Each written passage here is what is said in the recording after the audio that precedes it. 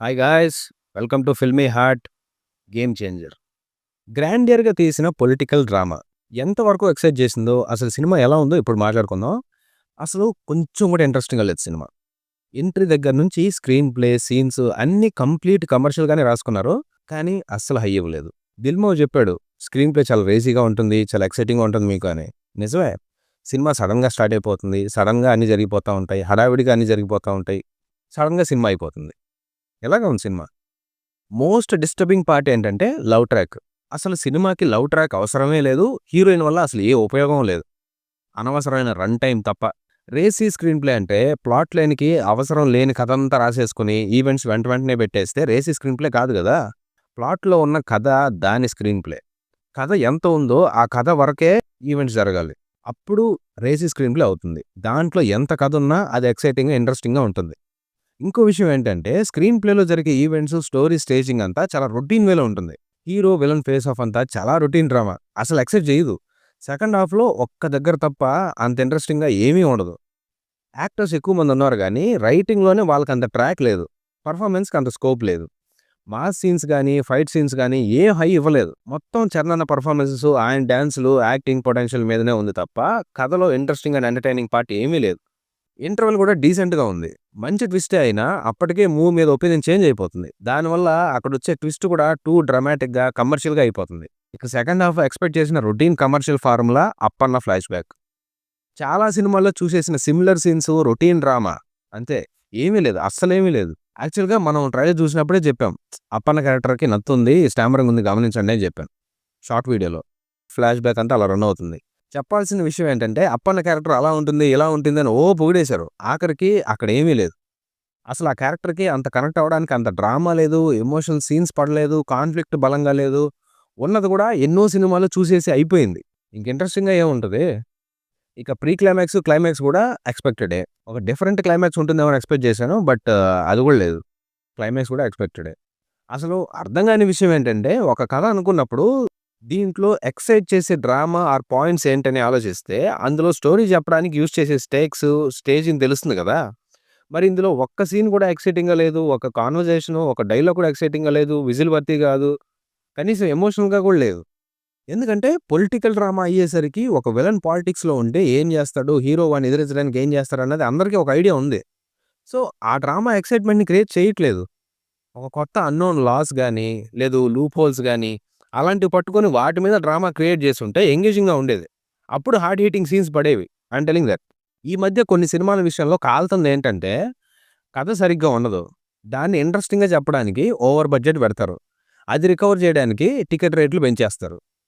వాళ్ళు చెప్పొచ్చు మంచి ప్రొడక్ట్ కావాలంటే బడ్జెట్ పెట్టాలి కదా అని. కానీ ఆ ప్రొడక్ట్ అంత వర్తీ అయితే అంత పెట్టినా సాటిస్ఫైడ్ ఫీల్ వస్తది. కానీ తీసేది వేస్ట్ స్టోరీలు.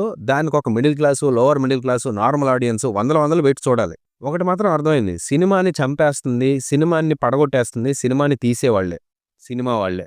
మళ్ళీ మళ్ళీ హీరో డేట్లు దొరకవని, రిలీజ్ డేట్లు మిస్ అయిపోతాయని, కాంబినేషన్ కుదిరేసిందని తొందరపడి అరాకొరా స్టోరీలతో మిగిలిన దాన్ని సాంగులతో కప్పెట్టేసి కవర్ చేసేద్దామని సినిమాలు తీసేస్తారు. వాటిని భరించడానికి ఓటీటీలకు అమ్మేసి 1 ఇయర్ ఆడాల్సిన సినిమాల్ని 2 వారాల సినిమాలకు తెచ్చింది వీళ్ళే. దాని రేటు పెంచి సినిమాని చంపేస్తుంది వీళ్ళే. ఒక్కటి మాత్రం చెప్పాలనుకుంటున్నా ఈ విషయంలో. డీజిల్ కొట్టించడానికి 500 అయింది సార్. కారు కొనడానికి 5 లక్షలు అయింది కదా అని ఎక్కిన ప్రతివాడిని అడగకూడదమ్మా. ఆ? అది. ఓకే. ఓకే. మనం గేమ్ చేంజర్ రివ్యూలో ఉన్నాం గదా. సో, ఇక రామ్ చరణ్ పర్ఫార్మెన్స్‌కొస్తే అప్పన్న క్యారెక్టర్ వాళ్ళు చెప్పినంత లేదు. ఆ స్టామరింగ్‌ని సరిగ్గా పోర్ట్రే చేయలేదు. పర్ఫార్మెన్స్ న్యాచురల్‌గా లేదు. ఐఏఎస్ రామ్‌నందన్ క్యారెక్టర్ మాత్రం ఎరగొట్టేశాడు. కాస్ట్యూమ్స్ గానీ, లుక్ గానీ, పర్ఫార్మెన్స్ గానీ, స్టూడెంట్‌గా ఐఏఎస్‌గా చాలా చేశాడు. క్యారెక్టర్‌లో ఫైర్ ఉంది. కానీ రైటింగ్‌లోనే ఆ ఫైర్ లేదు. అదే ప్రాబ్లమ్. ఇక కియారా గురించి చెప్పక్కర్లేదు. ఎందుకంటే తన క్యారెక్టర్ అసలు సినిమాకి అసలు అవసరమే లేదు. బట్ ఉన్నంతలో తను చాలా చేసింది. ఎక్స్‌ప్రెషన్స్, డైలాగ్స్ బానే ఇచ్చింది. సాంగ్స్‌లో కూడా బానే పెర్ఫార్మ్ చేసింది. ఇక చిరాకొచ్చింది సునీల్ అన్న క్యారెక్టర్. అసలు ఎందుకు లేనిపోనివన్నీ అతికించి ఏం ఉపయోగం? అలా కామెడీగాను లేదు, కథకి యూజ్ అవ్వలేదు. ఊరికే ఉన్న డ్రామాని కూడా ఆర్టిఫిషియల్‌గా అయిపోవడం తప్ప ఎందుకవన్నీ? ఇక కొరియోగ్రఫీ వరస్ట్ అసలు. ఫేడ్ ఔట్ అయిపోయిన వాళ్ళందరిని తీసుకొచ్చి రుద్దితే ఇలానే ఉంటది. ఓకే, ఒప్పుకుంటాం. ఒకప్పుడు వాళ్ళు బెస్ట్ కొరియోగ్రాఫర్స్ అయ్యుండొచ్చు. బట్ ఒక టైం వస్తుంది. ఆగిపోవాల్సిన టైం వస్తుంది. తర్వాత న్యూ ఫార్మాట్ ట్రై చేయాలి. అలా చేయాలంటే కొత్త వాళ్ళు రావాలి. అసలు ఎంత వరస్ట్ కొరియోగ్రఫీ అంటే అసలు సాంగ్స్‌లో ఉన్న వైబే అంతంత మాత్రంగా ఉంటే, ఆ స్టెప్స్ ఉన్న వైపుని కూడా చెడగొడుతున్నాయి. కొత్త వాళ్ళకి ఛాన్స్ ఇవ్వండి. కొత్త స్టెప్స్, కొత్త కంపోజిషన్స్ వస్తాయి. ఇక సాంగ్స్ గురించి చెప్పక్కర్లేదు. అసలు ఎక్స్‌పెక్ట్ చెయ్యందేంటంటే, మొత్తం ఆడియో ట్రాక్‌లో ఉన్నది బాగున్నవే 2 సాంగ్స్. అందులోనూ ఒకటి తీసేయన్నారు సినిమాలో. స్టోరీలో ఇంపాక్ట్ లేదు. డ్రామా హార్డ్ హిట్టింగ్‌గా లేదు. ఎమోషనల్ సీన్స్ సరిగ్గా పడలేదు. కాన్ఫ్లిక్ట్ స్ట్రాంగ్‌గా లేదు.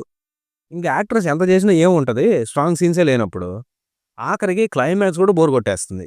ఏంటో అసలు 'ఇండియన్ 2' ఫ్లాప్ అయినప్పుడు, శంకర్ గారు 'గేమ్ చేంజర్' మీద ఫోకస్ చేసి 'ఇండియన్ 2'ని సరిగ్గా పట్టించుకోలేదేమో, అందుకే ఇలా ఉంది సినిమా పోయింది అనుకున్నాం. కానీ 'గేమ్ చేంజర్' గట్టిగా కొడుతుందనుకున్నాం. బట్ కంప్లీట్‌గా మైండ్ చెడగొట్టేసింది. ఎవరికైనా తను రాసుకున్న కథని వేరే వాళ్ళకివ్వాలంటే మనసు రాదు. బట్ 'కార్తీక్ సుబ్బరాజ్' ఇచ్చేసాడంటే అప్పుడే ఆలోచించాల్సింది. బట్ 'దిల్‌మావ' డిడ్ ఏ మిస్టేక్. ఇక 'శంకర్ సార్' గురించి చెప్పాలంటే టైం తీసుకోవాలి. బాగా గ్యాప్ తీసుకోవాలి. బాగా టైం తీసుకొని ఇప్పుడు యూత్ ఎలా ఉన్నారు? ప్రెజెంట్ ఎలాంటి మైండ్ సెట్‌తో ఉన్నారు? ఏ కంటెంట్ మంచి హై ఇస్తుంది? ఏంటి అని కొంచెం అనలైజ్ చేసుకొని నెక్స్ట్ టైమ్ సినిమా తీస్తే బెటరు. బ్యాక్ టు బ్యాక్ రావట్లేదు కదా! కష్టమే. చాలా కష్టం. సో, ఫైనల్‌గా ఇదండి మన రివ్యూ. ఫ్రస్ట్రేషను. ఇక చూడాలా? వద్దా? అని సెపరేట్‌గా చెప్పాలా? మీకు అర్థమయ్యే ఉంటది. 'రామ్ చరణ్' అపియరెన్స్ కోసం ఒకసారి ట్రై చేయొచ్చు. ఆ గ్రాండియర్‌గా ఉంటది కాబట్టి సినిమా ఒకసారి ట్రై చేయొచ్చు. సో, మొత్తానికి 'శంకర్ సార్' మళ్ళీ రాడ్డే.